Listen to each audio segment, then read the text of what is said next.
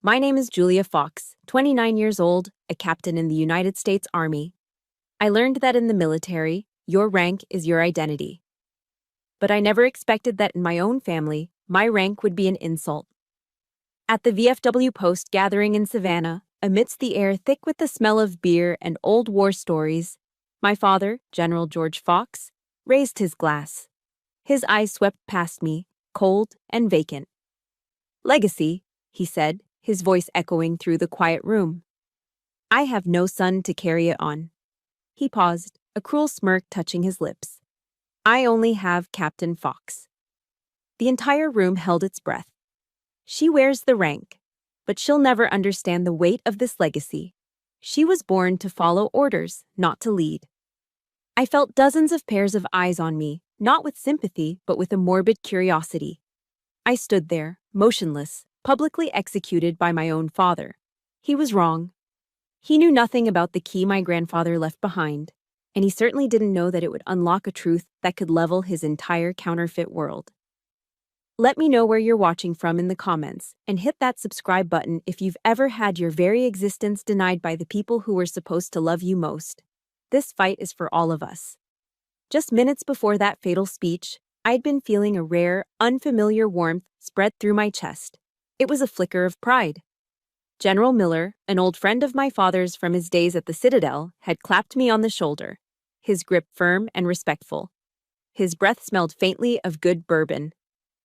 "Your report on Sahel tactics was brilliant, Captain," he'd said, his voice a low rumble. "Your father must be damn proud."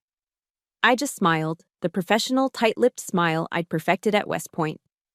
But inside, his words felt like a sliver of sunlight breaking through a perpetual storm cloud. I had spent my entire life trying to earn a fraction of that sentiment from my own father, and hearing it from a man he respected felt real. It was a validation I was starved for. Then my father stepped up to the podium, and that single ray of sunlight was extinguished by a blizzard. He stood there, ramrod straight, a living monument to the Southern military tradition. The room, filled with men who saw him as a legend, fell silent.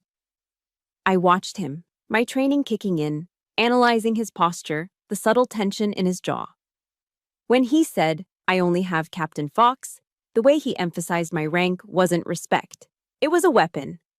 He spat the title out, turning my greatest achievement into a mark of otherness, a formal designation he used for a subordinate, not the name of his own child. He had stripped me of my name, of my place in the family line, right there in front of everyone. After his speech, the air around me seemed to become a vacuum. The convivial buzz of the room returned, but it skirted around the small, empty space I occupied. General Miller, who moments before had been my champion, suddenly found the amber liquid in his bourbon glass intensely fascinating, refusing to meet my eyes. Other soldiers, men I'd been taught to revere as titans, now looked straight through me as if I were a ghost haunting the corner of the room. Their silence was a collective command, a unified front. "We stand with the general." I kept my back straight, my chin up, my posture a testament to 4 years of relentless discipline at West Point. It was a physical mask I wore to keep from shattering. But beneath the crisp fabric of my dress uniform, I could feel their eyes peeling away the rank, the honors, the uniform itself, leaving behind nothing but a lonely, rejected child. Their silence was not neutral. It was an endorsement. It confirmed that in my father's world, a world I had fought so hard to enter, I simply didn't exist. The final nail was hammered into the coffin a few weeks later. The reading of my grandfather's will took place in the old family home in Savannah's historic district. It was July, and the air was more suffocating than the Georgia heat, thick with unspoken resentments and the heavy scent of magnolia. Spanish moss hung from the ancient live oaks outside like gray skeletal fingers, casting long shadows across the porch. My father sat in my grandfather's worn leather armchair as if it were a throne, the undisputed king of a kingdom I was never a part of. The family lawyer, Mr. Caldwell, droned on in a monotone voice. My name was mentioned only once, like a footnote in the grand history of the Fox family. "And to my granddaughter, Julia Fox," the lawyer read, peering over his spectacles. I leave the key to storage unit number 11. A sound cut through the oppressive quiet. It was a scoff from my father, short, sharp, and precise as a scalpel. An old storage unit, he said to no one in particular, but for everyone to hear. How fitting. The words were more than just contempt. They were a sentence of exile. He wasn't just dismissing the inheritance. He was defining my worth. I was the leftover junk, the forgotten memories, fit only to be locked away in a dusty, forgotten room. I felt the familiar sting behind my eyes, but I refused to let a single tear fall. A soldier does not cry. A soldier endures. When the others had filed out, leaving me alone with the fresh layer of humiliation, the old lawyer, Mr. Caldwell, motioned for me to stay. He waited until my father's heavy footsteps had faded down the hall. "Captain," he said softly, his voice a stark contrast to the harshness I was used to. His eyes, clouded with age, held a flicker of genuine sympathy. "Your father doesn't know about this." He slid a yellowed, brittle envelope across the polished mahogany table. It felt ancient, sacred. "Lieutenant Colonel Whitmore gave this to me years ago," he explained, referring to my grandfather. "He instructed me to give it to you, and only you, on the day you felt you no longer belonged here." My fingers trembled slightly as I took it. Inside was a small folded piece of paper. The handwriting was my grandfather's, strong, disciplined, the script of a career soldier, even when weakened by age. It read, "They do not define who you are. Storage Unit 11. Approach when ready." I stared at the words, reading them over and over. A cold clarity washed over me, pushing back the tide of pain. This wasn't a suggestion. It wasn't a comforting note. This was an order. And it was the first order I'd ever received that didn't come with the silent, crushing weight of judgment. It was a directive from the past, a mission. And in that moment, standing in the ruins of my family, it was the only thing I had left to hold onto. The next morning, I was in my Jeep before the sun had a chance to burn the mist off the Savannah River. My grandfather's order, "Approach when ready," echoed in my mind. Ready? I wasn't ready. I was hollowed out, running on the fumes of yesterday's humiliation. But in the Army, you learn that readiness isn't a feeling, it's an action. You move. So I drove. The route took me away from the manicured squares and historic charm of downtown, out past the city limits where the Spanish moss gave way to chain-link fences and rusted corrugated steel. This was the forgotten edge of Savannah, an industrial park left behind by progress, a graveyard of forgotten businesses. It was the perfect place to hide a secret. Storage Unit number 11 looked like all the others. A roll-up metal door painted a faded, anonymous blue. The key, heavy and old-fashioned brass, felt cold in my hand. It slid into the lock with a grating sound. I put my shoulder into it, and the door shrieked in protest as I heaved it open, letting in a shaft of hazy morning light. The air that rushed out was thick with the smell of time itself. Dust, dry wood, and something else. Something familiar. It smelled like my grandfather. Inside, amidst a few stacks of old books and tarp-covered furniture, was a standard-issue military footlocker. It was olive drab with Whitmore, E, stenciled in faded white paint on the side. Unlike everything else in the unit, it was immaculate, free of dust, as if it had been waiting in a state of suspended attention. It wasn't just stored, it was staged. I ran my fingers over the two words carved neatly into the wooden lid, Cascade Echo. It wasn't my grandfather's handwriting. It was precise, deliberate. It sounded like a code name, a mission. My heart hammered against my ribs. I felt like I was crossing a line of departure, entering uncontrolled territory. I lifted the heavy lid. The scent that hit me was one of discipline and the past, a potent mix of cedar, old canvas, and gun oil. Inside, everything was orderly. Folded uniforms, a compass, a few medals in a velvet box. My hand brushed against a standard-issue field watch, its face cracked clean across the middle. Touching the cold, broken glass was like touching a live wire. A memory I had buried deep within the strategic folds of my mind erupted with the force of an ambush. I was 18 years old. It was Christmas Eve. The house was filled with the warm, festive scents of pine needles from the towering tree and my mother's honey-glazed ham roasting in the oven. Twinkling lights reflected in the polished silverware. It was a perfect picture of an American Christmas, a carefully constructed illusion of family harmony. I had just received my early acceptance letter to West Point, my dream, the one thing I had worked for, bled for, through 4 years of high school.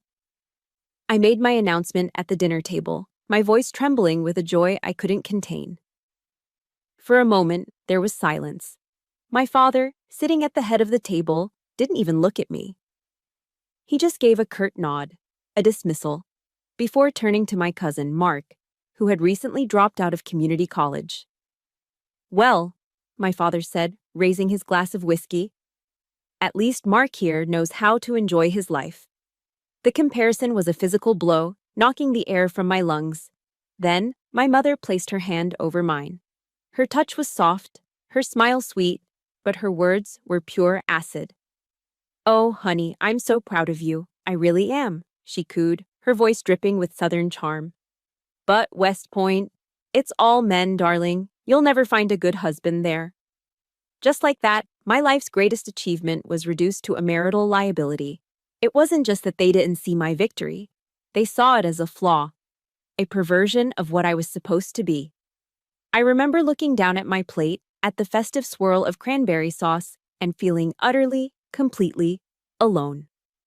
If you've ever had a victory of yours turned into a lecture or a piece of unwanted advice, hit that like button to show some support. And tell me in the comments, what's the one thing someone said that was supposed to be helpful, but just wasn't?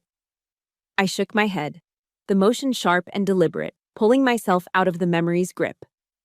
I am an intelligence officer, I thought, my internal voice cold and clear, not a victim. Analyze the data. And the data was right in front of me. This footlocker wasn't a time capsule, it was an evidence locker. Beneath a faded tactical map of Grenada, my fingers found it, a single metal dog tag. My breath caught in my throat as I read the stamped letters. Fallow Marcus W. U.S. Navy. Navy. My mind raced. Why was a Navy dog tag in the footlocker of a career Army officer? In the fiercely tribal world of the U.S. military, it was more than just unusual. It was a glaring contradiction. I flipped the tag over. On the back, a single, rough X was scratched into the metal by hand. This wasn't a mistake. It wasn't a souvenir. It was a message, deliberately left for me to find. My eyes scanned the rest of the chest, landing on the yellowed envelope Mr. Caldwell had given me. I had put it in here last night, feeling it belonged with the rest of these ghosts. Now I opened it again. My grandfather's handwriting, though shaky with age, was still infused with the discipline of a man who had lived his life by regulations. Julia, the letter began. They will never acknowledge you, because your existence is a reminder of what they are not. Do not seek their validation. Seek the truth. I read the next line, and a cold dread washed over me. The truth will give you peace, but only when you know what to do with it. This wasn't just a comfort, it was a warning. He wasn't just handing me a key to the past. He was handing me a burden, a responsibility that went far beyond a family feud. He was giving me a new mission, and for the first time in my entire life, I felt the terrifying, liberating weight of being truly trusted. I didn't go home that night. The truth, or at least the beginning of it, was a cold, hard lump of metal in the pocket of my jeans. It felt heavier than it should, a gravitational pull dragging me away from my personal grief and back toward my professional purpose. Pain could wait. The mission had begun. I drove back to Fort Stewart, the familiar gates a welcome sight in the encroaching darkness. My apartment, with its quiet emptiness, felt like a liability. What I needed was control. What I needed was data. My office was in the SIF, the Sensitive Compartmented Information Facility. To civilians, it's just a bland acronym. To me, it was a sanctuary of logic, a concrete bunker where emotion couldn't penetrate. There are no windows in a SCIF. The air is perpetually chilled and tastes recycled. The only sound the constant low hum of servers processing the nation's secrets. It's a place designed for isolation, for focus. Tonight, that isolation felt less like a prison and more like armor. I badged my way through 3 layers of security, the heavy vault door hissing shut behind me, sealing me off from the outside world. Inside, under the unforgiving fluorescent lights, I wasn't Julia Fox, the rejected daughter. I was Captain Fox, G2 Intelligence. I sat down at my terminal, the ergonomic chair of familiar comfort, and logged in. This wasn't Google, this was JEWIX, the Joint Worldwide Intelligence Communications System, the military's private, classified internet. A place where truths are stored and lies are buried. My fingers flew across the keyboard, the muscle memory of my job taking over. I typed the name from the dog tag into the global search query. Fallow Marcus W. I hit enter. The system, with its near-infinite memory, took a few moments to comb through decades of digitized archives, from after-action reports to declassified communiques. For 30 agonizing seconds, the cursor blinked on the screen, each flash a beat of my own heart. Then a single, thin file appeared. I clicked it open. The information was sparse, the digital equivalent of a ghost. Staff Sergeant Marcus Fallow, United States Marine Corps Force Reconnaissance. A hard hitter. Status: missing in action. My eyes scanned down, my training forcing me to absorb every detail until they landed on a line that made the cold air of the SCIF feel like ice in my veins. Theater of Operation. Operation Urgent Fury, Grenada. Date of incident: 25 October 1984. Grenada, 1984. The date burned itself into my brain. Immediately, I opened a separate, secure window. My fingers were steady, betraying none of the turmoil inside me. I pulled the service record of Lieutenant Colonel Everett Whitmore, my grandfather. I knew this file by heart. As a child, I'd read it like other kids read fairy tales. It was the story of my hero, a roadmap of honor and duty that I had tried to follow my entire life. I knew every commendation, every duty station, every promotion. And I knew, with absolute certainty, the final entry. It was still there, unchanged, a fixed point in the universe of my life. Honorable Discharge and Retirement. 0 Worst, June 1982. I stared at the 2 dates on my screen, side by side. 1982, 1984, a 2-year gap, 2 full years. My grandfather had been a civilian for 29 months when Staff Sergeant Marcus Fallow went missing in action. In my world, the world of intelligence, there are no coincidences, only unrecognized patterns. In the world of military records, there are no mistakes, only lies. This wasn't just an anomaly. This was an impossibility. It was a flagrant, unforgivable discrepancy in the sacred texts of the armed forces. It was a cardinal sin, a deliberate corruption of the one system I had built my entire life upon. The foundation of my world didn't just crack, it disintegrated, leaving me in freefall. The sun was a pale suggestion in the eastern sky when I finally drove back to the storage unit. It was no longer a place of memory. It was now a crime scene. I saw everything through a new lens, the cold, analytical filter of my profession. Every object was evidence. Every piece of dust was a potential clue. I worked methodically, sectioning the footlocker into a grid in my mind. I examined every crease in the folded uniforms, checked the pockets, ran my fingers along the seams. And there, tucked beneath the worn canvas liner at the very bottom of the chest, I found it. A single, black and white photograph. It was old, the edges curled with time. In it, a younger version of my grandfather, lean and hard in his field fatigues, stood with his arm around another Marine. The man was laughing, a wide, unguarded grin that lit up his face. Based on the age, I knew it had to be Marcus Fallow. But that wasn't what made me stop breathing. It was the space between them, a strange, empty void. Someone had taken a blade, a sharp one, maybe a standard-issue K-bar knife, and had surgically excised a third person from the photograph. The cut was perfect. It was clean, cold, and deliberate. This wasn't the clumsy act of a jilted lover tearing up a painful memory. This was the precise work of a soldier redacting a document. It was the calculated removal of a threat, the sanitization of a record. Someone was editing history. And the chilling thought that slammed into me was that the editor might have been the very man I called my hero. I knew then that digital archives and dusty photographs could only take me so far. I had reached a dead end. Data could tell me what happened, but it couldn't tell me why. For that, I needed a human source. Back at my apartment, I pulled out my grandfather's old address book. It was a small leather-bound volume, the pages filled with his disciplined script. I flipped through the names, most of them crossed out over the years. Then I found him. A name listed under V. Nam Vets. Amos Hargrove, former U.S. Navy SEAL, served with my grandfather. Finding a retired SEAL who doesn't want to be found is next to impossible, but I wasn't a civilian. A call from an active-duty Army captain carries weight. It opens doors. It took me 2 hours of navigating veterans' networks and making carefully worded inquiries. But I finally got a number for him in a sleepy little fishing town on the Florida coast. I rehearsed my lines, then dialed, my heart pounding a steady, tactical rhythm. An old, gravelly voice answered on the third ring. Hargrove. Mr. Hargrove, I said, my voice all business. This is Captain Julia Fox. I'm Everett Whitmore's granddaughter. I need to talk to you about an old operation.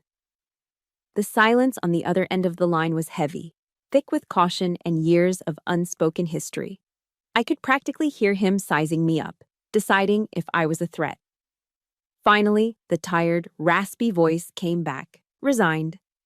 Tomorrow, Salty Dog Cafe, 0600. The line went dead. I had my meeting, and my first real lead. The 4-hour drive south on I-95 before dawn should have been a grueling test of endurance. But for the first time in weeks, I wasn't just running on caffeine and anger. I was fueled by a flicker of hope. The black ribbon of highway unwound before my Jeep's headlights, the world still asleep.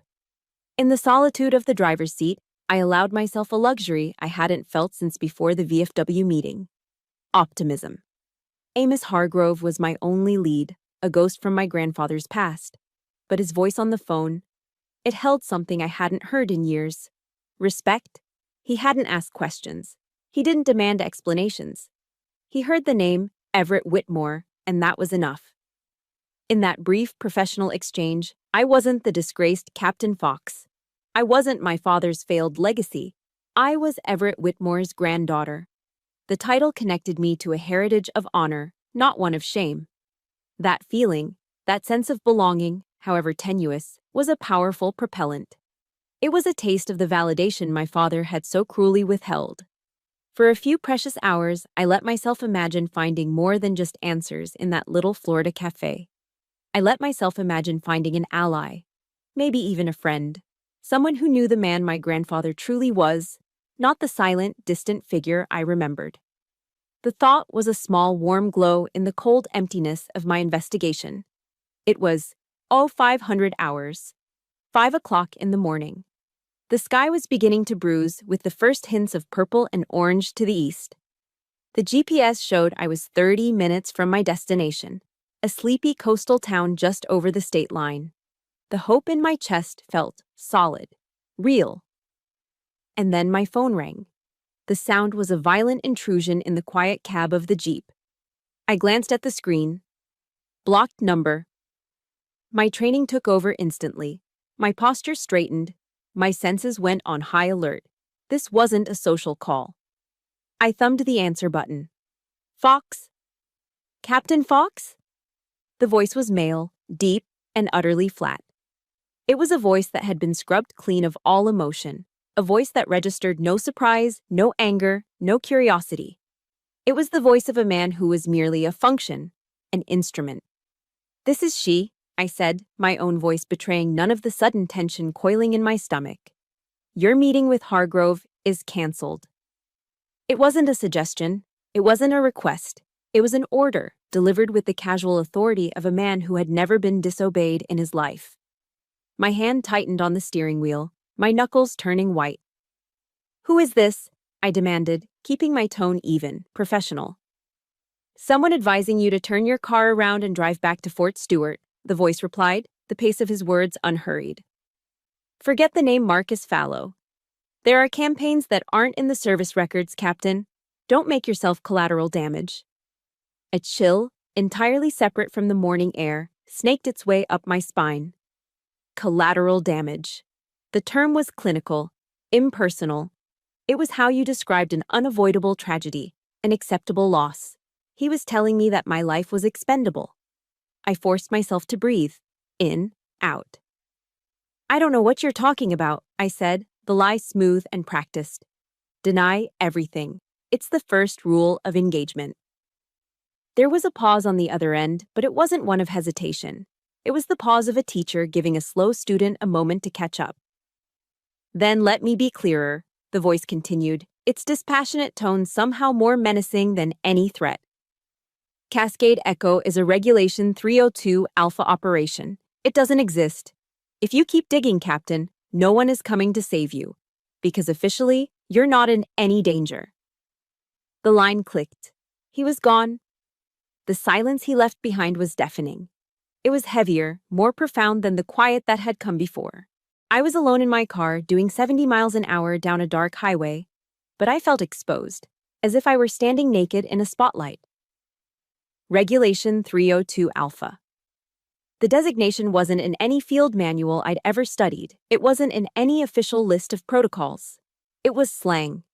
It was the kind of term you hear whispered in SIFs late at night, a ghost story operators tell each other. It was the unofficial classification for the darkest of black operations, the missions that were so deep, so dirty, that the government would deny their existence to its dying day. Deniable ops, off the books, untraceable. My training screamed at me to turn the car around. This was an unwinnable fight. I was a captain with a top-secret clearance, but I was a part of the system. This was something outside the system. This was a force that could cancel a meeting with a retired Navy SEAL with a single phone call. A force that knew my name, my rank, and my exact location. They could erase me, and as the voice had so chillingly promised, no one would even know to look for my body. The fear was a physical thing, a cold knot of dread in my gut. But something else was rising to meet it, a hot, furious wave of defiance. My father had tried to erase me with words. Now, these shadows were trying to erase me with threats. A quote from General Patton, one my grandfather used to recite, flashed in my mind. If everyone is thinking alike, then somebody isn't thinking. The voice on the phone, my father, the silent soldiers at the VFW, they were all thinking alike. They were all telling me, in their own way, to stand down, to know my place, to be quiet. They thought a single, anonymous threat could make me abandon my mission. They thought I would just meekly turn my Jeep around and forget everything I'd found. They didn't know who I was. I am the granddaughter of Everett Whitmore. I am an officer of the United States Army. I do not retreat when threatened. I do not abandon the search for a soldier listed as missing in action. My foot, which had eased off the gas pedal, now pressed down, hard. The Jeep's engine roared in response, and the speedometer needle climbed past 80. I wasn't just continuing my mission. I was accelerating into the storm. That warning wasn't a stop sign. It was a confirmation. Cascade Echo was real. And whatever it was worth killing for. Good. Now they knew I was coming. The warning on the highway wasn't a deterrent, it was a roadmap. It told me exactly where not to look, which meant I knew precisely where the truth was hidden. The official channels, JIGWICs, the service records, anything on the military's digital grid, were compromised. They were watched. I was being herded away from the pasture, and my only option was to jump the fence. I needed something analog, something physical, something that couldn't be deleted with a keystroke. I needed to go to the source. That evening, I booked a one-way flight to St. Louis, Missouri. Destination, the National Personnel Records Center. The massive, bureaucratic heart of the nation's military history. Going in through the front door as Captain Fox was a non-starter. My name was likely already flagged. I had to go in through a side entrance, and for that I had to call in a marker. The debt belonged to a colonel whose career I'd saved 2 years ago with a timely intelligence brief that stopped him from walking his unit into a disaster. He owed me. He knew it, and I knew it. When he answered the phone, his voice was wary. "I need 15 minutes in the deep freeze," I said, no preamble, no small talk. The silence on his end was long and heavy. The deep freeze wasn't an official designation you'd find on a map.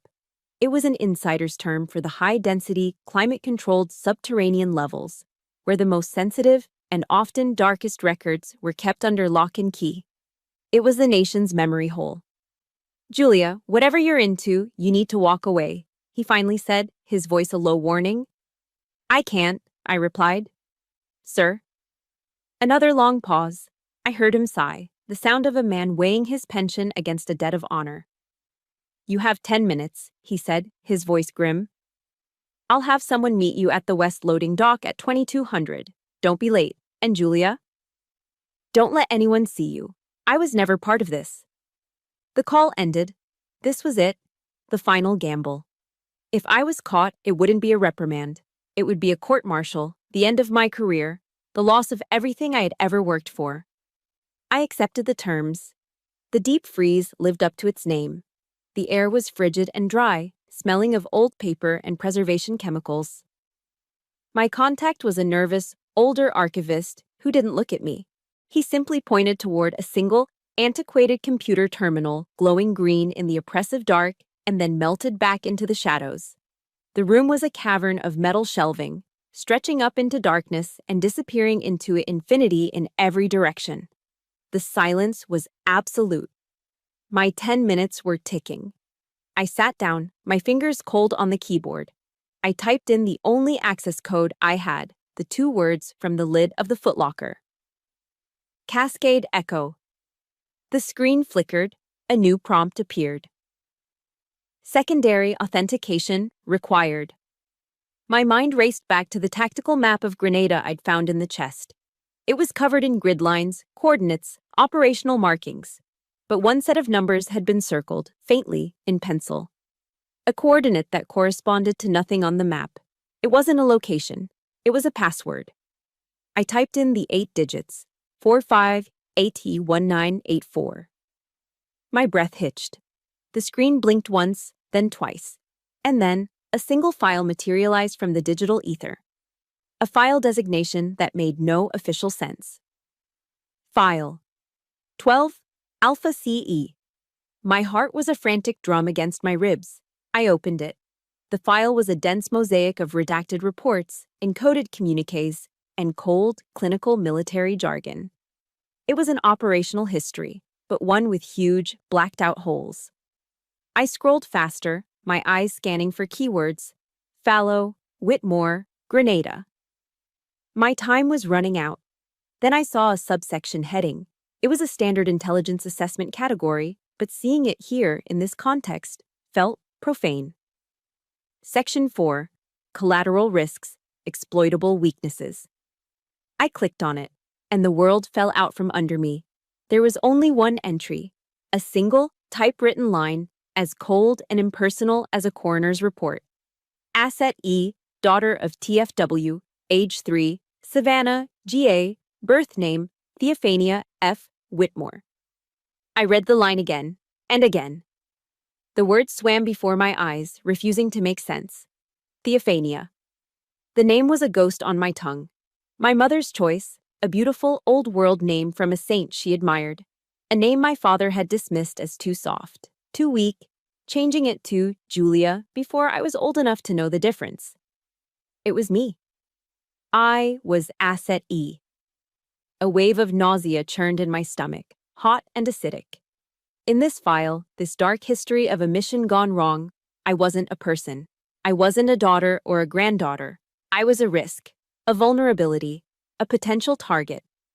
The carefully constructed identity of Captain Julia Fox shattered into a million pieces, leaving behind a terrified 3-year-old girl who had a name she didn't even recognize. My hand was shaking as I scrolled down. Below the entry was a scanned document, a handwritten letter, the script a furious, desperate scrawl. It was from Marcus Fallow. a final frantic message to an unknown contact. If Whitmore and his hounds don't get me out, I talk, it read. I tell the world about Cascade Echo, and I'll start by letting them know he has a granddaughter in Savannah. She's my ace in the hole. One phone call is all it would take to make her disappear. I had to grab the edge of the cold metal desk to keep from falling. The room was spinning. Marcus Fallow, the man I thought was a missing soldier, a victim, had been planning to use me. To have me kidnapped or killed to save his own skin. I was his leverage. And my grandfather, Lieutenant Colonel Everett Whitmore. He hadn't been on a sanctioned mission. There was no official order. When he went to Grenada 2 years after his retirement, he wasn't a soldier. He was a hunter. He had disobeyed direct orders, gone completely off the books, and undertaken a rogue, one-man operation. He hadn't gone to rescue Marcus Fallow. He had gone to silence him. Permanently. To protect me. Every memory of my life reconfigured itself in that sickening, heart-stopping instant. His distance, his coldness. The way he never looked at me with affection. It wasn't disdain. It wasn't disappointment. It was a shield. He had pushed me away, kept me at arm's length to protect me from the world he inhabited. The world that saw a 3-year-old girl as Asset E. A quote from a writer, Brené Brown, flashed in my mind. Something I'd read once and dismissed as civilian psychology. Vulnerability is not winning or losing. It's having the courage to show up when you can't control the outcome. I wasn't in control. My whole life, I'd been a pawn in a game I never knew was being played. But I was here. I had shown up. And now, I had to face the devastating truth of what my grandfather had done for me. He hadn't just sacrificed his career, he had sacrificed his soul. The flight back to Savannah was a blur. I moved through the airport like a sleepwalker, the world muted and distant, as if I were watching it through thick glass. The truth I discovered in that cold, dark archive wasn't a piece of intelligence I could process and file away. It was too large, too heavy. It was a living thing, a parasite that had attached itself to my soul. And its weight was crushing me. That night, sleep was an impossibility. My apartment, usually a haven of order and quiet, felt like a tomb. The silence was suffocating, filled with the ghosts of questions I'd never known to ask.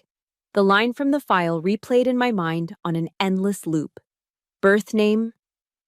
Theophania F. Whitmore. A name that belonged to a stranger, a little girl who was a target. I had to get out. I drove aimlessly through the Savannah streets, the familiar Spanish moss hanging from the oak trees looking like funeral shrouds in the yellow glow of the streetlights. I needed noise. I needed light. I needed the mundane reality of other people living their lives to anchor me to the present. I ended up where many Southerners do when they're lost in the middle of the night. The bright, welcoming beacon of a Waffle House. The moment I stepped inside, the sensory overload was a relief. The smell of sizzling bacon and brewing coffee, the clatter of plates, the low murmur of conversations. It was a symphony of normalcy. I slid into a booth, ordered a black coffee I didn't want, and just sat there, letting the ordinary world wash over me, trying to push back the extraordinary darkness that had consumed my own. I don't know how long I stayed, staring into my cup as if the answers were floating in the black liquid. An hour.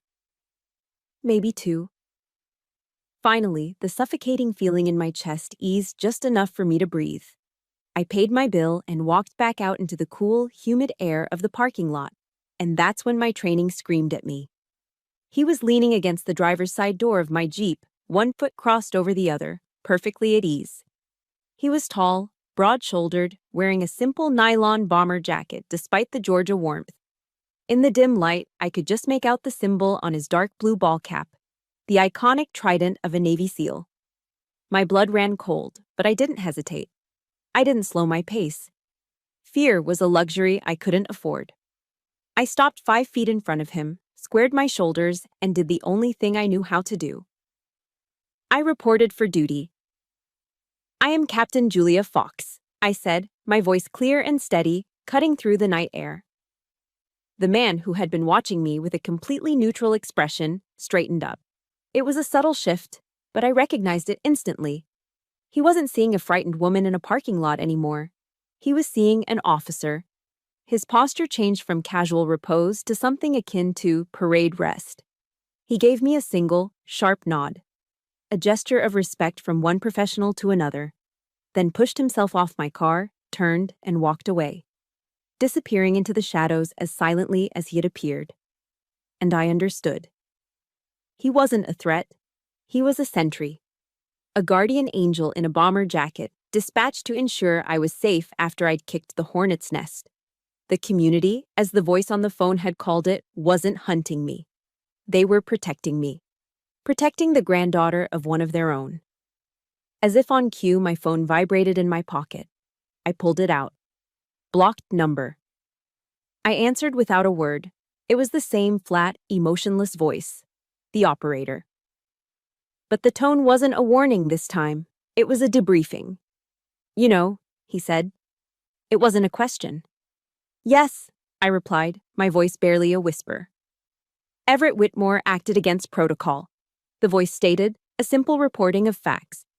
He went to Grenada on his own authority. His mission was not to rescue Marcus Fallow, it was to neutralize a direct threat to his bloodline. There was a brief pause, just a beat of silence. We could have had him court-martialed. His actions were unsanctioned. But some missions fall outside the manuals, Captain. Your grandfather. He was the sword to destroy the enemy and the shield to protect what was most precious. The words hung in the air, a painful, beautiful epitaph. The sword and the shield.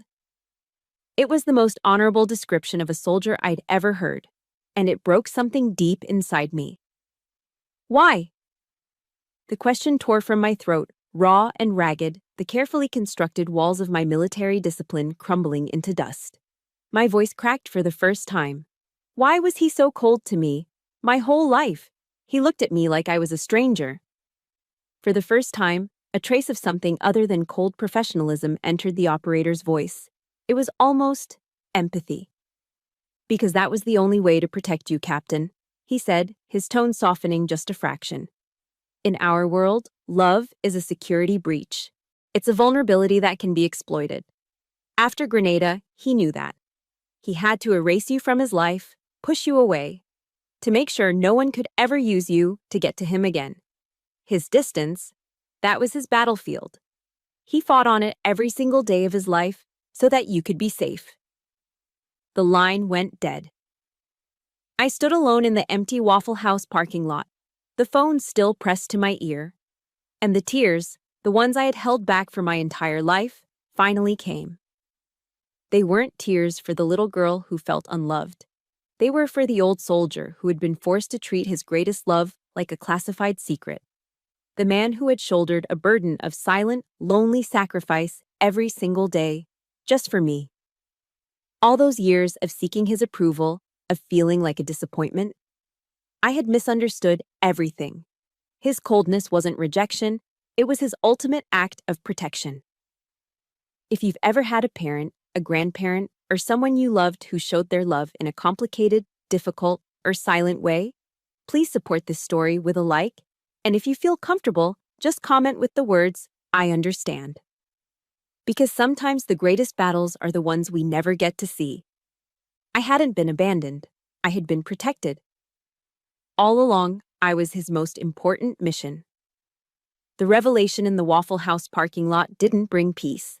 It brought a profound, aching clarity. My grandfather wasn't a cold, distant figure. He was a shield. A silent guardian who had sacrificed his own peace of mind for my safety.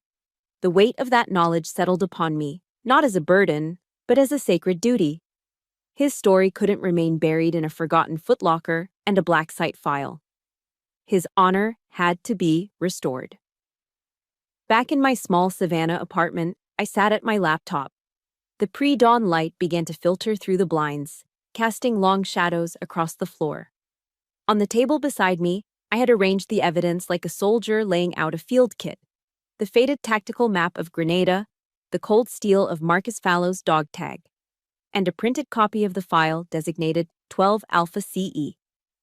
They were the components of a story that had been kept in darkness for too long. I opened a new email. My fingers flew across the keyboard with a purpose I hadn't felt in my entire life. 2. Army Decorations Board. The Pentagon. Subject: Posthumous Medal of Honor Recommendation, Lieutenant Colonel Everett Whitmore. I wrote with the clinical precision of an intelligence officer. I detailed the unsanctioned operation in Grenada. I described how Lieutenant Colonel Whitmore, a civilian at the time, had single-handedly neutralized a credible threat to national security, a rogue operative threatening to expose a deep-cover operation. I attached the scanned letter from Fallow as proof of the threat. I was careful, precise. I never mentioned that the threat, the leverage Fallow intended to use, was a 3-year-old girl. I never mentioned my name. I framed it as an act of selfless patriotism, a soldier stepping out of retirement one last time to protect his country, no matter the personal cost. With a click of a button, I could rewrite history. I could transform my grandfather from a quiet retiree into the national hero he deserved to be. And, a small vindictive part of me admitted, I could throw that victory in my father's face. I could prove that the legacy he so coveted was built on a foundation he never even understood. My finger hovered over the mouse, poised above the send button. But I hesitated. A cold wave of doubt washed over me. Was this what he would have wanted? I was honoring his actions, yes. But was I betraying his intent? His final mission hadn't been to become a hero. His final mission was to protect me. And the core of that protection was silence, invisibility. He had erased himself from my life to keep me safe. By dragging his story into the light, was I honoring him, or was I undoing the very sacrifice he had made? I was caught between two impossible choices: justice for the soldier, or fealty to the grandfather. I needed one last piece of information. I needed to know. I picked up my phone and dialed my father's number. He answered on the second ring, his voice as cold and clipped as ever. "Father," I said, dispensing with any pleasantries. "Cascade Echo, Marcus Fallow, I know everything." The silence that followed was different from any I'd ever shared with him. It wasn't the silence of disapproval or dismissal. It was the heavy, knowing silence of a soldier who had been waiting for this exact transmission for decades. "Yes," General Fox finally said, his voice devoid of any emotion. "I figured you would. Your grandfather made me swear an oath." The words hit me like a physical blow, a second betrayal that cut even deeper than the first. "You knew?" I whispered, my voice trembling with a fresh wave of agony. "You knew what he did for me, and you still treated me like that? At the VFW? My entire life?" My father's voice hardened, the familiar steel returning to it. "That was not your concern. His legacy is not some heartwarming story to be told at dinner parties. It is a burden. I had to see if you were strong enough to carry it, or if you would shatter and use it as an excuse to seek pity." I felt the air leave my lungs, my throat constricted. It wasn't hate, it wasn't even indifference. It was a test. A cruel, inhuman, lifelong test designed by the one man who should have protected me from such things. "So what are you going to do now?" General Fox asked, his voice laced with a cold challenge. "You're going to make it public, aren't you? To prove me wrong?" I was silent, unable to speak past the lump of grief and rage in my throat. "Before you do," he continued, and for the first time, I heard a crack in his iron facade, a hint of profound weariness. "Ask yourself this. Your grandfather sacrificed his reputation, his public honor, to keep you safe and invisible. If you drag this into the light, are you honoring him, or are you destroying his final mission? True honor isn't on a medal, Julia. It's in the burdens you choose to carry in silence." He hung up. I stared at the send button on the screen, my world reduced to that single, clickable word. My father's words echoed in my head, a cruel and logical trap. But something was missing. His philosophy was one of cold, hard duty. My grandfather's sacrifice felt like something more. My eyes fell on the old footlocker. I remembered something I'd overlooked in my haste, a small, dusty microcassette recorder. I found the tape inside and pressed play. A low hiss filled the room, and then I heard his voice, my grandfather's, younger, stronger than I remembered, but with the same quiet authority. He was talking to someone, Another man, his voice low and confessional. The mission was a failure, he was saying. We lost good men. There's no report you can write that changes that. You don't bury your mistakes. You carry them. It's the price of this uniform. The tape clicked off. I looked back at the screen. I finally understood. My father saw the legacy as a burden of silence, a secret to be kept. But my grandfather, he saw it as a burden of responsibility. You don't bury it, you carry it. I knew what I had to do. My father saw honor as a burden of silence, but my grandfather's voice on that old tape taught me something different. You don't bury your mistakes, you carry them. It was the price of the uniform. He wasn't hiding his story, he was carrying it, and now, so would I. My eyes moved from the laptop screen back to the send button. I didn't delete the email. Deleting it would have been an act of fear, of erasure. That wasn't what this was about. Instead, with a quiet, deliberate click, I dragged the draft into my archive folder. It would not be sent, but it would not be destroyed. It would be carried. My decision was made. Now, I had to see it through. With the same precision I used to plan a mission, I began a new kind of ceremony. I turned on my printer and one by one printed out the sacred texts of my family's secret history. The crisp, clean copy of the file designated 12 Alpha CE. Its clinical typewritten words a stark contrast to the horror they described. The grainy scan of Marcus Fallow's desperate, threatening letter. And finally, the official copy of my grandfather's service record, the document that contained the lie that had protected the truth for so long. I stacked the papers, their edges perfectly aligned. The stack felt impossibly heavy in my hands, far heavier than its physical weight. I slid the entire dossier into a thick, brown security envelope, the kind used for classified documents. I sealed the flap, the adhesive making a soft, final sound in the quiet of my apartment. The next morning, I put in for a few days of personal leave and packed a small bag. I didn't need much. This wasn't a vacation, it was a pilgrimage. I got into my Jeep and pointed it north, merging onto the endless river of asphalt that was Interstate 95. My destination, College Park, Maryland. The National Archives. The 10-hour drive was a long, hypnotic meditation. The miles dissolved behind me as the landscape shifted from the low country of Georgia to the rolling hills of the Carolinas and Virginia. I didn't listen to music or podcasts. I just listened to the hum of the tires on the road and the echo of my grandfather's voice in my memory. I remembered him quoting scripture once, on a rare, quiet afternoon when I was a teenager. He was cleaning his old service pistol, a ritual he performed with reverent focus. I had asked him why he did what he did, why he had chosen a soldier's life. He didn't look up from his work. He just quoted, his voice a low rumble. Greater love has no one than this, to lay down one's life for one's friends. At the time, I thought he meant dying in battle. Now, driving through the heart of the country he'd served, I finally understood. He hadn't laid down his life in a blaze of glory. He had laid down his life, his career, his reputation, his relationship with me, piece by piece, every single day, in silence. It was a quieter, lonelier, and perhaps greater sacrifice. Each mile I drove felt like a step away from the selfish girl who had craved recognition, and a step closer to the soldier who understood the weight of that sacrifice. When I arrived at the National Archives, it felt less like a government building and more like a temple dedicated to memory. I didn't go through the main entrance or try to use my military credentials. This wasn't official business. This was personal. I found my way to a quiet, less trafficked section and approached an older archivist working behind a large wooden desk. He had the kind of calm, knowing eyes that had seen 1,000 stories come and go. "Excuse me," I said, my voice even. "I have a collection of sensitive family documents. I'd like to place them in long-term, sealed storage." He looked up at me, his gaze lingering for a moment. He didn't just see a young woman in civilian clothes. I could tell he saw the invisible uniform I was wearing, the one defined by duty and purpose.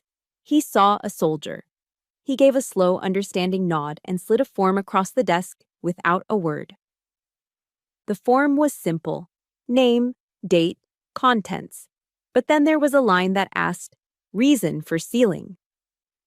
My father would have left it blank. For him, the reason was self-evident: secrecy. But for my grandfather, and now for me, the reason was everything. I picked up the pen and wrote a single, clear line: to protect a soldier's honor. Before I handed him the envelope, I took out a small blank card from my wallet. On it, I wrote a short note, a message in a bottle for the future. I didn't sign it. The message wasn't from me, it was from the legacy itself. Some secrets are created to protect, I wrote. But the ones worth keeping always find the right soldier to listen. I placed the card on top of the documents inside the envelope and sealed it one last time. On the outside label, I wrote the instructions: to be sealed for a period of 50 years, not to be opened except by direct request from a descendant of Whitmore. I handed the package to the archivist. He took it with a quiet reverence, as if accepting a sacred artifact. He stamped it with a heavy, official-looking seal, the date clanking with finality. Then, he placed the envelope into a gray metal archival box. He closed the lid and turned the key in the lock. Click. The sound was small, but it echoed in the vast, silent room. It wasn't the sound of a door closing. It was the sound of a mission completed. A profound sense of peace washed over me, a tranquility I had never known. The weight I had carried since opening that footlocker, the weight of anger and confusion and betrayal, was suddenly lifted. It hadn't vanished. It had simply been put in its proper place, stored, honored, carried. The long drive back to Georgia from Maryland was an exercise in silence. Not the heavy, oppressive silence of my childhood, but a new kind. A comfortable, contemplative quiet that filled the cab of my Jeep. I didn't turn on the radio or listen to a podcast. For the first time, the stillness wasn't something to be endured, it was something to be inhabited. It felt like a part of me now, a familiar companion on the road home. My first stop wasn't my apartment. The peace I'd found in that archive in Maryland wasn't meant for those four walls. It belonged somewhere else. I drove to the outskirts of Savannah, to the forgotten industrial park, and pulled up to storage unit number 11. The place that had once been a source of mystery and dread now felt like a sacred space, a personal chapel built of corrugated metal and concrete. I slid the heavy metal door upward, and the late afternoon Georgia sun spilled inside, illuminating the dust motes dancing in the air like golden pollen. It cast a warm, reverent light on the old wooden footlocker, which sat waiting patiently in the center of the room. I hadn't come empty-handed. From a small bag, I took out a soft, clean cloth and a small bottle of wood polish. It was the same kind my grandfather used to use on the antique furniture in his study. The scent of lemon oil and old memories filled the small space. With the slow, deliberate motions of a soldier tending to their weapon, I began the ceremony. I carefully wiped away the layers of dust from the lid of the footlocker, the grain of the dark wood emerging like a forgotten map. Each stroke was a meditation, a silent thank you. I wasn't just cleaning a piece of furniture, I was tending to a monument. Once the surface was clean and gleaming with a soft sheen, I began to build my small memorial. I took out the old military watch with its cracked crystal face. I placed it gently in the exact center of the lid. It was no longer just evidence of a forgotten conflict. It was now a symbol of a single moment in time that had stopped, a sacrifice made to allow another life to continue. Next to it, I placed the dog tag of Marcus Fallow. I laid it flat, the stamped letters facing up. It wasn't an accusation anymore, or the clue to a mystery. It was a somber reminder of the cost, the price that had been paid on all sides. These two objects, the broken watch and the metal tag, sat side by side, representing the beginning and the end of my grandfather's final, silent mission. Then, I reached into my bag for the last piece of my ritual. It was a small tin box, the kind soldiers often use to keep personal effects safe. Letters, photos, small keepsakes. A time capsule. Inside, I had placed a carefully folded copy of the letter my grandfather had left for me with Mr. Caldwell. His strong, disciplined handwriting filled the page, a final set of orders from a beloved commander. But I had made an addition. With a fountain pen, the same kind my grandfather had used, I had written my own words at the bottom of the page. It was my final report, my after-action review, submitted across the veil of time and memory. Mission complete. You were not the shadow. You were the shield. Rest easy, Lieutenant Colonel. I closed the tin box, the small click echoing in the quiet. I placed it inside the now empty footlocker. It was a message for the future, a time capsule containing a truth that had been carried, understood, and finally put to rest. I stood up and took a step back, looking at my work for the last time. The polished footlocker, the watch, the dog tag. Everything was in its proper place. Order had been restored. I didn't lock the footlocker. I left the lid slightly ajar, an invitation to any curious historian or future descendant who might one day stumble upon this place. The story wasn't mine to own forever. I was just its keeper for now. I turned and walked to the entrance. Taking a firm grip on the handle, I pulled the heavy, corrugated metal door down. Clang! The sound of metal hitting concrete was loud and final, echoing in the stillness of the evening. But to me, it wasn't the sound of a closing door. It wasn't the end of an old chapter. It was a final, solitary rifle salute, fired not in mourning for a man who had died, but in honor of a legacy that would now live forever. The clang of the storage unit door didn't haunt me. It had been a final, definitive sound, and in its wake, it left a profound silence. A few months later, on a warm Sunday morning in Savannah, that silence felt like peace. I wasn't in uniform. I was wearing a simple t-shirt and jeans, sitting on the porch of my small apartment with a steaming mug of coffee. My view looked out over the green expanse of Forsyth Park, where the famous fountain shimmered in the morning light and Spanish moss dripped from the ancient live oaks like tangled gray lace. For the first time in years, the quiet didn't feel empty. It felt full. The burden of the past hadn't disappeared, but it no longer weighed me down. It had settled into me, reformed itself. It had become my spine, the very thing that gave me strength and kept me standing tall. I was watching a young couple push their child on a swing when a figure appeared at the edge of my walkway. It was my father. He wasn't wearing his uniform either. In a simple polo shirt and khaki pants, he looked smaller, older. The larger-than-life aura of the general was gone, replaced by the quiet fragility of a man approaching old age. He hadn't called ahead. I was passing through, he said, his voice softer than I was used to. It was the standard excuse for a man who didn't know how to say what he really meant. I didn't say anything. I just gestured to the empty chair beside me. He sat, and for a long time, we just watched the park together. We were two soldiers, fluent in the language of silence. There were no apologies to be made, no explanations to be given. We both understood the landscape of duty, the geography of hard choices. Finally, he spoke, his eyes fixed on the fountain in the distance. Your grandfather, he said, his voice thick with a lifetime of unspoken emotion. He would have been proud of you. I took a slow sip of my coffee. A year ago, those words would have been everything. They would have been the validation I'd spent my entire life fighting for. Now, they were just words. I didn't need them anymore, but I accepted them.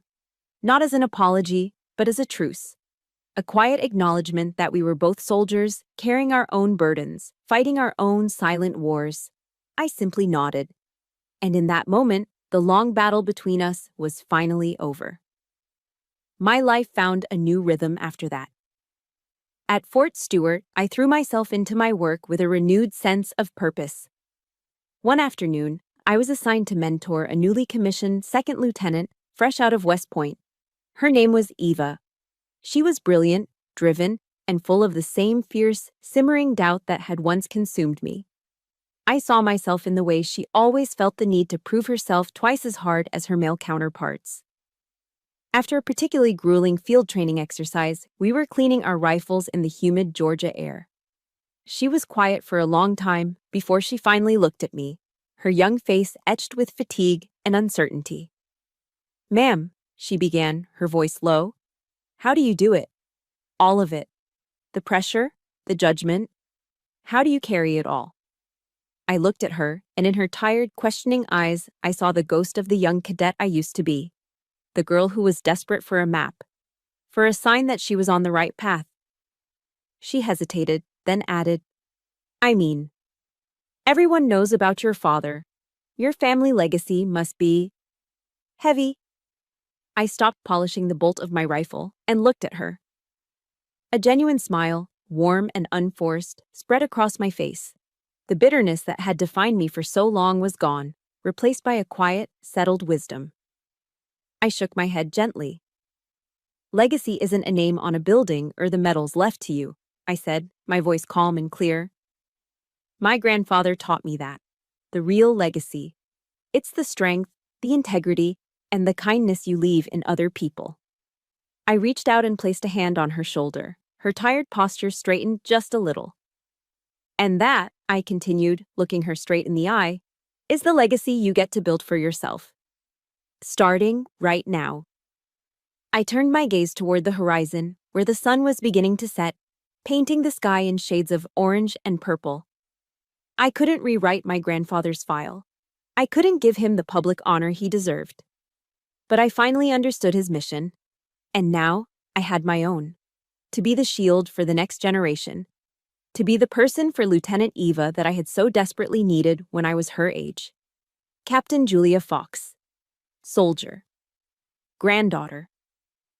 I had finally found my place. I was the keeper of the silent legacy, and that was the greatest honor of all. And so, my war ended. Not with a bang, but with a quiet understanding. My grandfather taught me that legacy isn't what's left for you, but what's left inside of you. And the strength you leave inside of others. That's the mission I carry now. If this journey has meant something to you, your support means the world to our community. Please consider liking this story and subscribing for more journeys of strength and resilience. And in the comments, I would be honored if you shared just one thing. Who was the shield that protected you? Thank you for listening.